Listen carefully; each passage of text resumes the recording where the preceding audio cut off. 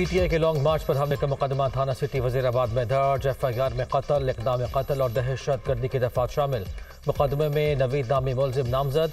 SHO city Wazirabad की मदहियत में मुकदमा दर्ज किया गया।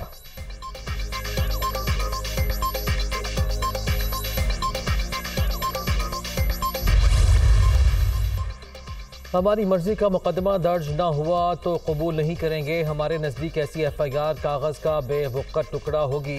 तहरीक इंसाफ FIR पर अपना मौक़िफ़ दे चुकी। रहनुमा PTI Fawad Chaudhary.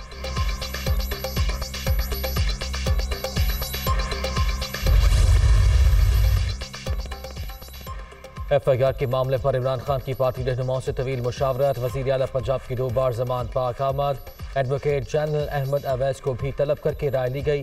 Chairman PTI का नामजद अफराद के खिलाफ ही मुकदमा दर्ज कराने पर इसरार।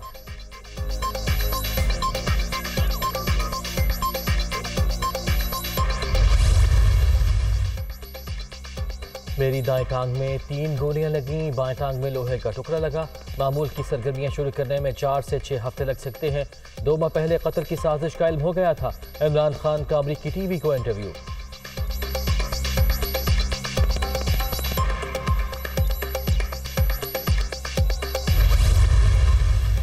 लॉन्ग मार्च की वजीराबाद से रवानगी की ताखीर एक बार फिर तब्दील। अब सफ़र जुमेरात को शुरू होगा। PTI रहनुमा शाह महमूद कुरैशी की ज़मानत पाक में गुफ्तगू।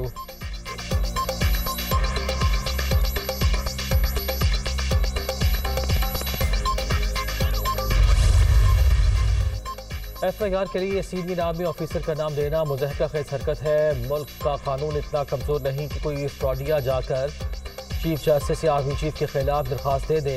इस किस्म का मजाक मुल्क की बुनियादों को खोखला कर सकता है। पंजाब पुलिस ने सुप्रीम कोर्ट में दुरुस्त मौक़िफ़ अपनाया। वफाकी वज़ीर दाखिला राना सनाउल्लाह की गुफ्तगू।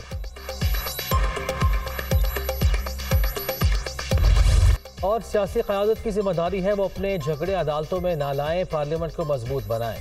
हमने अपने फैसलों में बार बार दोहराया है, कानून की हुक्मरानी नहीं, आइन की अमलदारी उसी वक्त हो सकती है जब माइंड सेट तब्दील हो।